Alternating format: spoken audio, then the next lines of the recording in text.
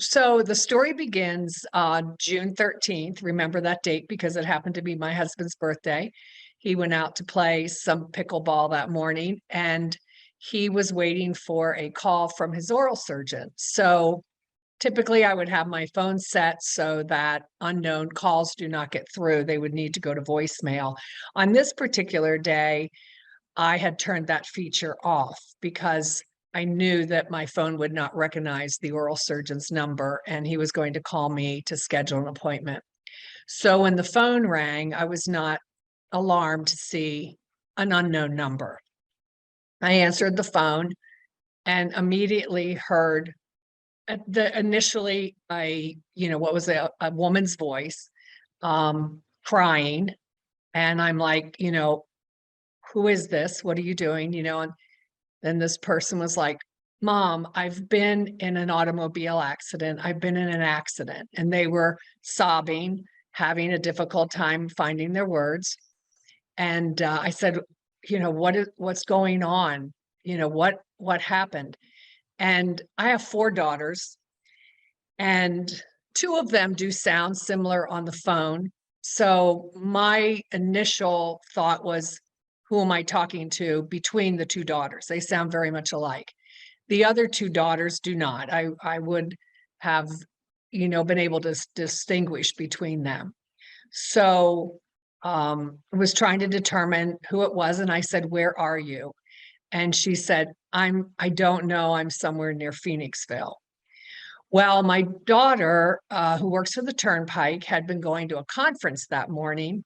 Typically, she would have been sitting at my kitchen table, dropping her son off or visiting for a cup of tea before she left for work. And she happened to be on her way to Philadelphia for a conference. So, of course, when she said that, then I thought, okay, this is Jamie. I recognized her voice.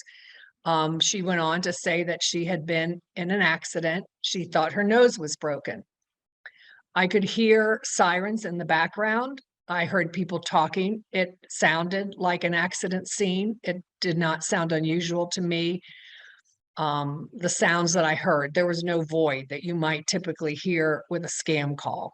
And I will say that having been a business owner for 25, 30 years, and then an elected official as a treasurer for 15 years, I had come to recognize scams. I had to coach my employees on scams so that they were not trapped by those, calling into the office and perhaps, being asked to wire money or something. So we taught classes on it. The bank came in and talked to us about it.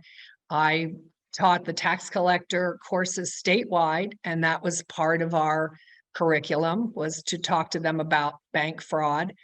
I was the person that when my husband got a call from a scammer, I was the one to go, hang up, it's a scam. So this was so different. I think that's really the insidious and unique nature of this, is that it is staged so realistically, so real.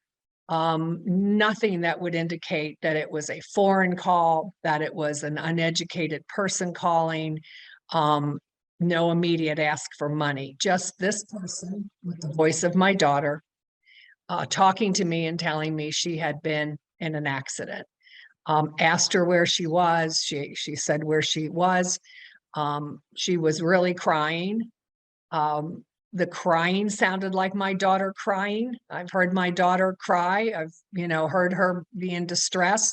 Heard her break up with boyfriends. I know what my daughter sounds like crying, and it certainly was very much my daughter's voice. So I asked her if she could put someone else on the phone who could give me a little bit more information more calmly and help me to know where she was. And I was trying to stay, very calm, rise to the occasion, help her to have a voice of reason on the phone. And she put a gentleman on. She said, can you talk to my mom? And he said, yes. I could hear them talking. And he got on. And it was a very, very professional voice. And he told me that she had been in an accident, that she thought her nose was broken, but he felt she was just, it was not broken, but it was injured. They would get her some medical attention. That she had hit a car, rear-ended a car, And the person in that car was 7 months pregnant and was being taken to the hospital for observation.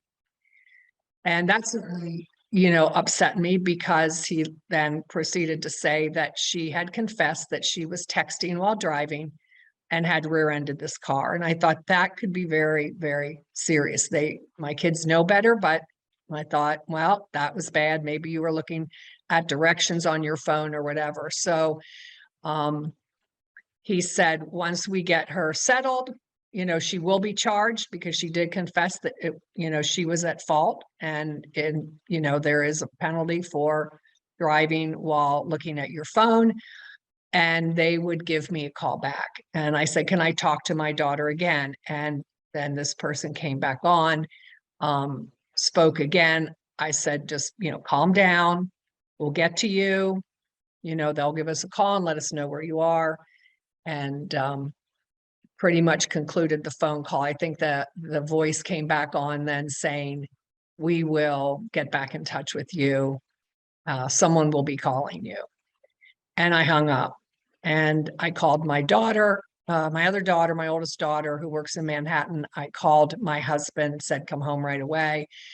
Jamie's been in an accident. There was nothing at that point, and I've gone over it in my mind now, 1,000 times.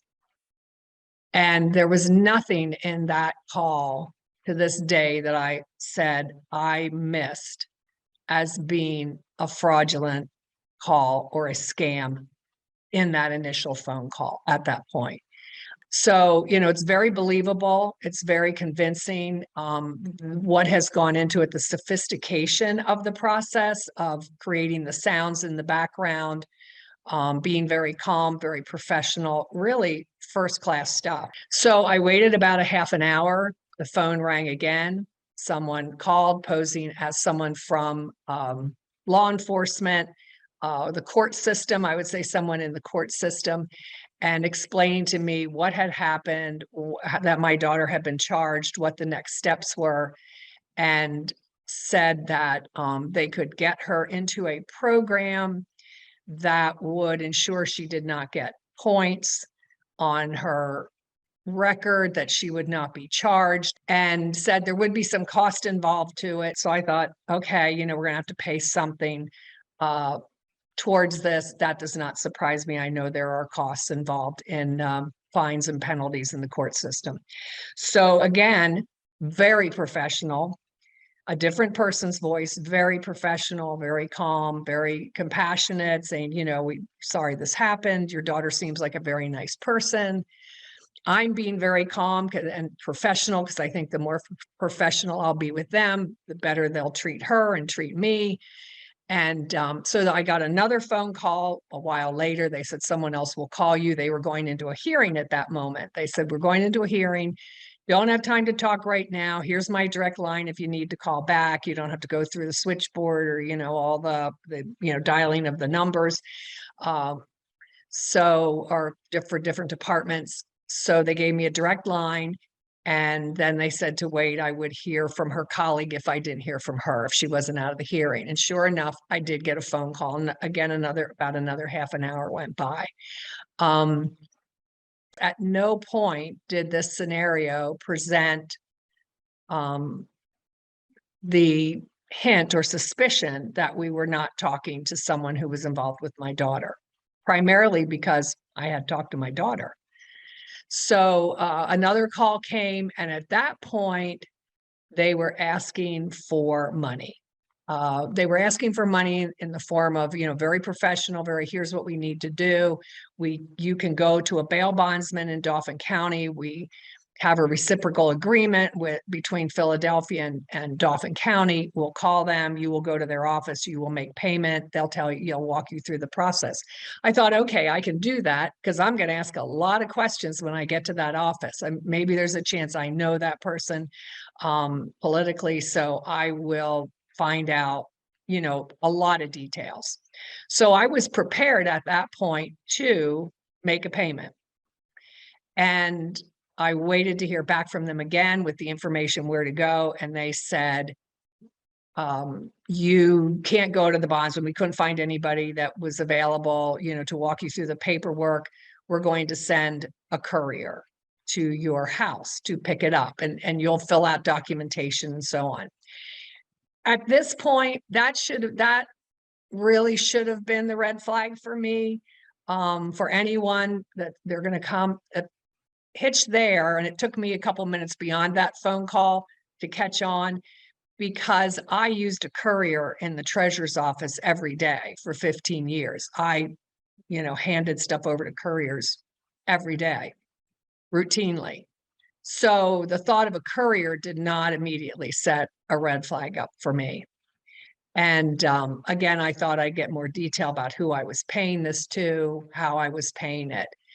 But as I was ready to get in the car, actually to head to the bank and get out money to send with a courier, honestly, I just put my head down in the car and just said a prayer, just said, give me wisdom in this situation, how to proceed.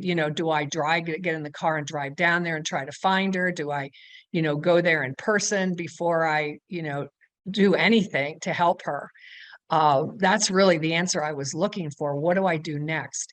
And I'll say, not to over spiritualize it, but out of the blue, it was just like, it's a scam. It just came to me instantly. It's a scam.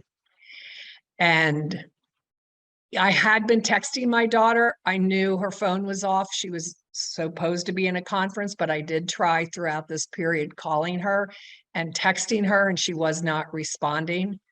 I did not have the Find My Phone, app for her. I did for my other daughters. Unfortunately, I didn't have it for her, so I couldn't track her location without her knowledge. So I went back in the house and I texted her again and I said, I don't care what you're doing or where you are or who's talking to you or whether you're speaking, you need to stop whatever you're doing and text me right now. And a minute or two later, I got a text back from her saying, I'm in a conference. Why are you calling me?